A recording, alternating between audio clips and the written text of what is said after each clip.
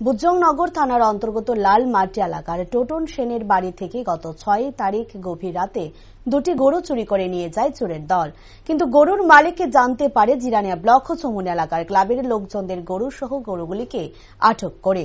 পরবর্তী সময় থানার দ্বারস্থ হয় গরুর মালিক। তখন ওনাকে থানার কর্তৃপক্ষরা আশ্বাস প্রদান করেন গরুগুলিকে বাড়ি পৌঁছে দেবেন, কিন্তু এখনো পর্যন্ত সেই গরুগুলি ওনার বাড়িতে এসে পৌঁছায়নি বলে অভিযোগ। গরুগুলিকে না পেয়ে অবশেষে সংবাদ মাধ্যমে দ্বারস্থ হয় সেই মহিলা। সংবাদ মাধ্যমের মুখোমুখি হয়ে তিনি মুখ্যমন্ত্রীর নিকট আবেদন রাখেন মুখ্যমন্ত্রী যেন এ বিষয়ে কঠোর ব্যবস্থা গ্রহণ করেন। 6 তারিখ রাত্রেবেলা আমার গরু দুনোটা লয়ে গেছে।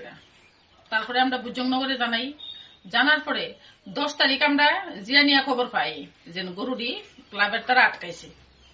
কে লেগে আটকাইছে এটা আমরা জানি না, কিন্তু এর মধ্যে একটা গরু আমার আছে। তারপরে আমরা যখন যাই গাড়িটা পাই না, তখন আমরা জিরানিয়া থানার আন্ডারে যাই। থানার যাই সেটা তখন তাই ফোন টোন করা হয় গাড়ির মালিকের, গাড়ির নাম্বার দেওয়া হয়েছে। তাই ফোন করছে, কইছে গাড়ি লইয়া সেরা আইব।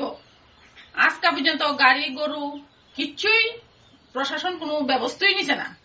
মাননীয় মুখ্যমন্ত্রীর কাছে আমার এই দাবি যে বাড়ি ঘরে এমন ভাবে গরু চুরি হইতেছে আমরার মতন গরিব মানুষের, এটা যেন তাই দেহে। আর জিরানিয়া থানার এসডিপিও পুলিশ সবাই জানে ওই ক্লাবের আন্ডারে যেন 9 তারিখ রাত্রে গরুটি আটকানো হয়েছে, তা গ্রহণ করছে না তারা। যেন আমি পাই 2 লাখ টাকার উপরে গরুটির দাম আছে। জংনগর আমি কমপ্লেন করছি, দেখে গেছে ইনভেস্টিগেশন কইরা গেছে যে মানে ঘটনা ঠিকই নেই, পুলিশ দেখে গেছে। বুজংনগর জিরানিয়া থানার তারা কইছিল আমারে, কইছে জাকির মিয়ারে ফোন করছি, তাই 10 মিনিটের মধ্যে গাড়ি এবং গরু সহকারে লইয়া আইব। কিন্তু দেখা গেছে তারা আমরা ফোনও করছে না, জানাইছেও না, কিচ্ছু না। তারা কইছিল ফোন করিয়া জানাইবো যে গরুর মালিক আর গাড়ির মালিক আইলে। আমি এই গাড়ি নাম্বার এফআইআর করছি, অনেক আমি কোনো খবর পাইছি না।